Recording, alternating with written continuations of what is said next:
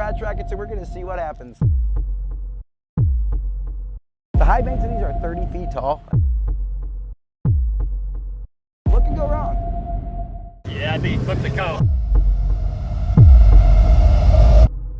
Here's a hidden gem in Indiana. We're at one of Indiana's most historic racetracks. We're at the Salem Speedway down in Washington County. Now, there have been some insane racers that have driven here. Jeff Gordon, Tony Stewart, AJ Foyt, just to say a few. Now we're here and we have the entire racetrack to ourselves. So the initial idea was to race sprint cars here. Those go about 150 miles an hour. Now, due to insurance and liability, that idea got nixed, but I have the next best thing. Mini crotch rockets! What did they say about the high bank? They're like, how, 30 feet tall? The high banks of these are 30 feet tall. This is nuts. Blaine and I are gonna be racing these mini crotch rockets. If he can beat me, he gets both bikes. He really wants one of these bikes. When it comes to racing, we always take our safety precautions. We're ready to rock, baby. Button the helmets up. We're ready to do this thing. We're gonna be ripping these mini crotch rockets and we're gonna see what happens. What could go wrong? Can we get a little intro of who you are and kind of like your background with Salem Speedway? Glenn Luckett, originally, like I said, from Louisville, Kentucky. Now I live here in Salem, Indiana. I've been in racing actually since 1990. I raced from 1990 to 2002. Decided in 95 to make racing my business, so to speak. And came to work here at Salem Speedway, worked here from 95 through 2000. In 1997, me and some guys from Anderson Speedway, we started a locals late model series called CRA. Did that and the racetrack through 2000 and left and did that full time from 2001 all the way through 2022.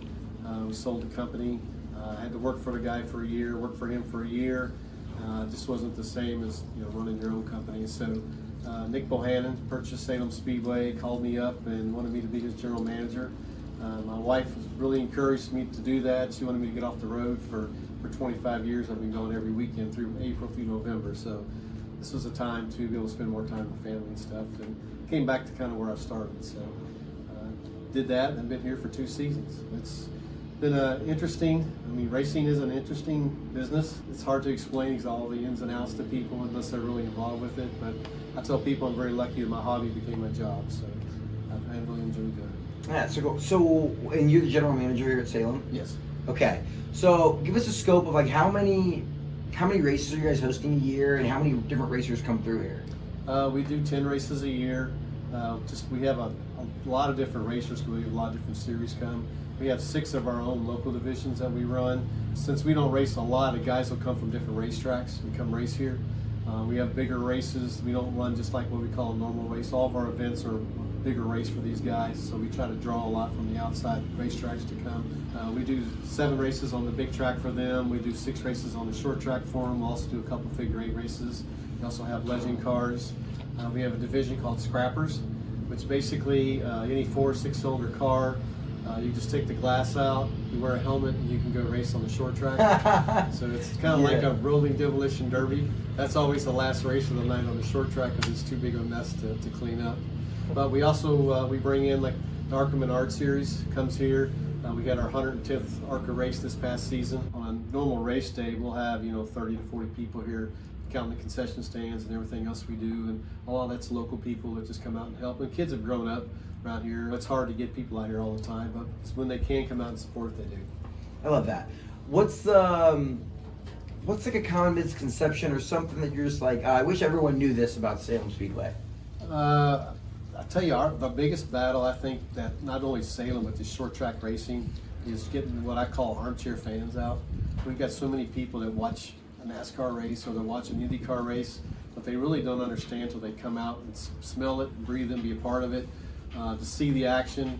I mean, especially at a track like this. I mean, any kind of race that we race on this big track, there's no boring. It's interesting. I mean, there's something going on. Just the fact that they're on edge, they're going so fast, a little bit of beating and banging, and when they do wreck, they wreck pretty hard here, so they tear stuff up. So, that's like our Spooky 200 with all those Crown Vics. That's the main reason why people come, because they know what's going to happen. You've got 60 or 70 cars, there's going to be some wreck. Salem's number one, right? We love Salem, but other places that you're like, man, they're doing a really good job here. Actually, probably Winchester. Winchester? Just because it's actually the second oldest racetrack besides Indianapolis Motor Speedway, which actually Indianapolis Motor Speedway wasn't built as a racetrack. It was built as a testing ground for automobiles. Oh, no way. Yep. So, I didn't know that. So the guy up at Winchester, Frank Funk, he actually owned a little park back in that day when you drove from Indianapolis to Dayton, Ohio. You couldn't make it the whole way. So he had an area, he had cabins and a lake, horses, all that kind of stuff, and he noticed guys would go out in their field and these cars and want to kind of race. So he built a little dirt track there, and then in 1915 he built the racetrack itself, and that track's been there since 1915. Racing. It's just Back in the day where you could just be on a road trip and you're like, yeah, me and the fellas are just gonna pull off and have a race over here. Start your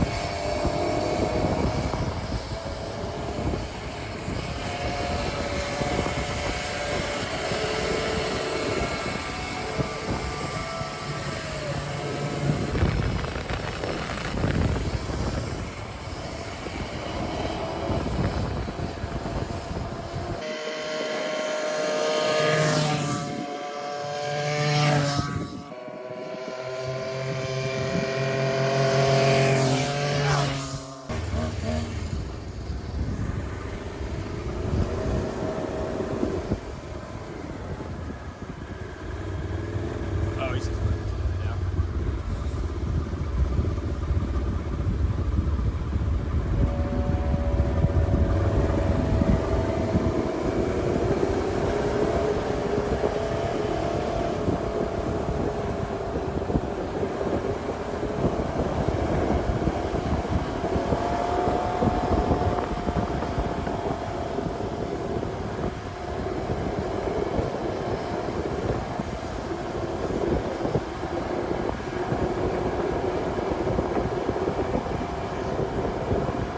It was at this moment he knew.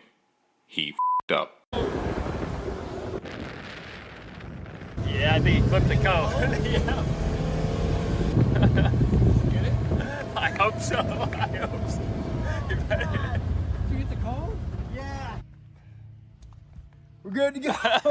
That was insane. I swear I looked away for 1 second. Next I looked back, you're rolling down the hill. Trying to like get up and around it. Trying to get up and around it and then get the speed on the downside. No dice. Let's check the rig. The chain didn't even break. It just fell off. Yeah. We'll have to investigate. Did you get a nice little roll? Yeah. Dude, if it's on camera, it will be gnarly looking. I had to hit my head somewhere. In Indiana, there used to be a track called Indiana Motor Speedway, which is out just south of Chicago, which really was a beautiful racetrack. Unfortunately, it closed about 6 years ago, but it was a really nice facility, and just went by. Like I said, those two. Unfortunately, that's what's happened to a lot of racetracks. It's gone. That's awesome, man. Glenn, thank you so much for being a gracious host to us and just sharing the history of Salem. I think that this is such a cool place, and I can just tell how passionate you are about racing and the racetrack and everything. And I feel that that Salem is in good hands. The racetrack's in good hands with you leading things over here, man. So appreciate you. Yeah, now we need to go take some laps. Let's go take some laps, baby. I'm excited. Pace truck? Come on. No. You know what they say, Blazer? Winners drink milk. Oh, that's gross. You did that down there, you just vomited. I hope it's alright.